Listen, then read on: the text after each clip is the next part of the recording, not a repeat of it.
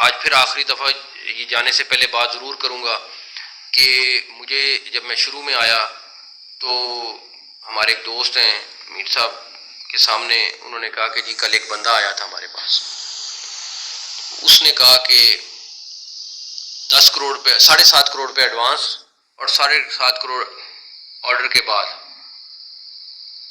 تو میں نے کہا خدا کا خوف، لیکن 4-5 دن بعد دوبارہ ملاقات ہوئی تو انہوں نے کہا وہ بندہ دوبارہ آیا تھا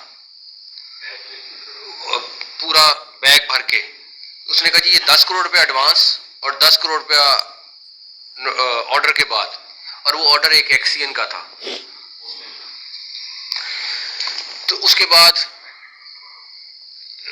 یہ الیکٹرک بسز کا تھا کوئی چیز. میں آپ کو بتاتا ہوں $5 ملین ایک اور $10 ملین ایک. انہوں نے کہا ہم آپ کو دبئی میں اکاؤنٹ میں پیسے آپ کے اکاؤنٹ میں ٹرانسفر کریں گے، صرف آپ نے ہر چیز ہو گئی ہوئی ہے، صرف آپ نے میٹنگ کرنی ہے اور اس کو اوکے کرنا ہے. انہوں نے کوئی آیا صاحب آئے کسی میرے جاننے والے کے پاس، ان کو کہا جی کہ ہر 3 مہینے بعد آپ کو 5 کروڑ روپیہ ملا کرے گا، صرف بندہ ہمارا لگا دیں. تو کہنے کا مطلب یہ ہے کہ یہ وہ ساری اگزامپلز ہیں کہ اس طرح آپ کا ایمان خراب ہونے کے لیے چیزیں سامنے آتی ہیں. لیکن یہ ساری ٹیموں اور میری ٹیموں کے ساتھ بھی اس طرح تھا، اور اللہ تعالیٰ کا شکر ہے کہ پوری ٹیم نے بڑا دیانتداری کے ساتھ اور ایمانداری کے ساتھ یہ ٹائم نبھایا. ایک چیز جو میں کیبنٹ کو، اور اس کیبنٹ سے ٹاپک کے بعد میں دوسرے چیز پہ جاؤں گا، کہ اس پوری کیبنٹ نے 13 مہینے کوئی تنخواہ نہیں لی. یہ جتنے ممبرز بیٹھے ہوئے، مجھے پتہ ہے کہ ان لوگوں نے 1 روپیہ تنخواہ. بسم اللہ الرحمن الرحیم. بہت اچھی بات ہے، اور اس بات پہ اپریشیٹ بھی کرنا چاہیے کہ انہوں نے بہت دیانتداری سے کام کیا، جیسا انہوں نے واقعہ سنایا ہے. تو اس سے ہماری سوسائٹی کی کرپشن کا اندازہ کیا جا سکتا ہے آسانی کے ساتھ. اور سب سے بڑی حیرت انگیز بات یہ ہے کہ چیف منسٹر صاحب کو رشوت کی پیشکش کی جا رہی ہے، تو نیچے لیول پہ کیا کچھ نہیں ہوتا ہوگا. اور یقیناً جب اس قسم کی آفر کی جاتی ہے تو آفر کرنے والا بہت پراعتماد بھی ہوتا ہے، اور اسے یقین بھی ہوتا ہے کہ وہ یہ کام کروا لے گا. اور یہی ہمارے سوسائٹی، ہمارے معاشرے کی تباہی ہے. اور یہی المیہ ہے کہ جس کے اوپر ہم نے کبھی زور نہیں دیا، کبھی فوکس نہیں کیا.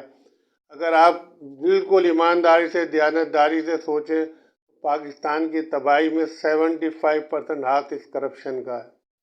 اگر ہم نے اس کرپشن کو نہیں روکا تو ہماری سوسائٹی آج نہیں تو کل تباہ ہو جانا ہے. یہ میری بات یاد رکھیے گا، کیونکہ وجہ اس کی صرف اور صرف یہ ہے کہ جو رشوت کی آفر کرنے والے ہوتے ہیں ان کے پاس پیسہ بھی غلط ذرائع سے آ رہا ہوتا ہے، فراوانی سے موجود ہوتا ہے. لیکن اس کی وجہ سے وہ پروجیکٹ حاصل کر لیتے ہیں، اس پروجیکٹ کو حاصل کرنے میں کامیاب ہو جاتے ہیں، جو انتہائی ٹیلنٹڈ اور بہت اچھے لوگ بہت کم اور سستے ریٹ پہ مکمل کر سکتے ہیں. لیکن وہ کیونکہ رشوت آفر کر رہے ہوتے ہیں، پروجیکٹ انہیں مل جاتا ہے. فرض کیے مثال کے طور پہ اگر ایک پروجیکٹ 10 کروڑ روپے میں آفر کیا جاتا ہے، تو پھر آپ یہ سمجھ لیجیے کہ بہت سے ٹیلنٹڈ لوگ ایسے ہوں گے جو اس پروجیکٹ کو جو ہے وہ 2 کروڑ اور 3 کروڑ میں کمپلیٹ کر سکتے ہیں، لیکن انہیں موقع نہیں ملتا اس لیے کہ وہ رشوت نہیں دے سکتے. ایسے بے تحاشا نوجوان پورے ملک میں، پوری پاکستان میں اویلیبل ہیں، جو انتہائی دیانتداری کے ساتھ کام بھی کرنا چاہتے ہیں.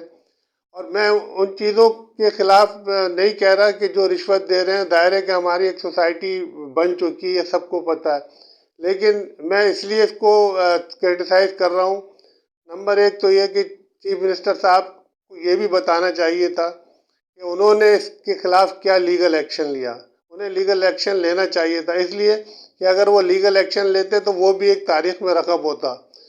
ہماری مجبوری ہے کہ ہم بات کر لیتے ہیں، لیکن آدھی بات ہماری ہو پاتی ہے اور آدھی ہم چھوڑ جاتے ہیں، جس کی وجہ سے وہ کام جو ہے وہ نامکمل رہتا ہے. لیکن پھر بھی بہرحال یہ ایک بہت بڑا کریڈٹ ہے کہ یہ رشوت نہیں لی گئی.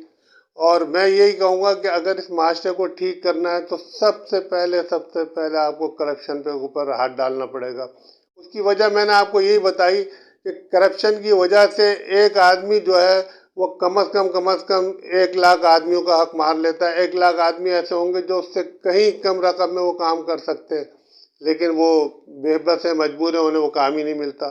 تو ہمیں سب سے پہلے فوکس کرنا چاہیے کہ ہم وہ کام کرنے کی کوشش کریں جو ہماری مدر آف کرائسس ہے. مدر آف کرائسس جو وہ یہی رشوت ہے، یہی کرپشن ہے. اگر ہم نے اس کو ٹھیک کر لیا تو آپ یقین کر لیں کہ پاکستان کے 70% مسائل ویسے ہی آٹومیٹک حل ہو جائیں گے. کیونکہ وجہ یہ ہے کہ پھر چند لوگوں کے بجائے ایک بہت بڑی اکثریت جو اکنامی کی ایکٹیویٹیز میں انوالو ہوگی.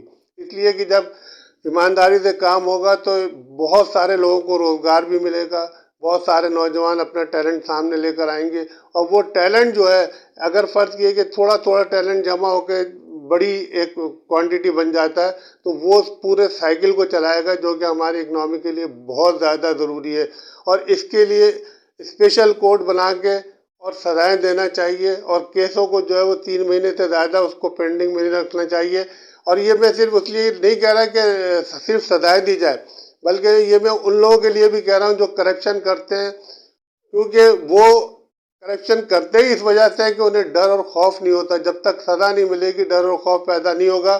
اور وہ ڈر اور خوف اس لیے پیدا ہونا چاہیے جو ان کے بھی اپنے بینیفٹ میں ہے، کیونکہ اگر ڈر و خوف پیدا ہوگا تو وہ خود اس چیزوں سے اوائڈ کریں گے.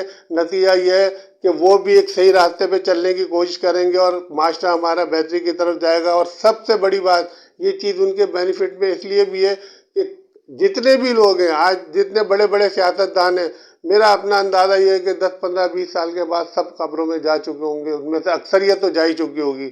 تو قبر میں جانے کے بعد جو ان کے ساتھ حشر ہوگا، ان سے زیادہ بے بس، مجبور، لاچار آدمی شاید کوئی بھی نہیں ہوگا. اگر اللہ تعالیٰ ان کی ویڈیو دکھا دیتا تو لوگ کان پکڑ کے توبہ کرتے اور کبھی بھی رشوت نہ لیتے. اللہ تعالیٰ ہم سب کو صحیح راستے پہ چلنے کی توفیق عطا فرمائے. آمین. پاکستان زندہ باد.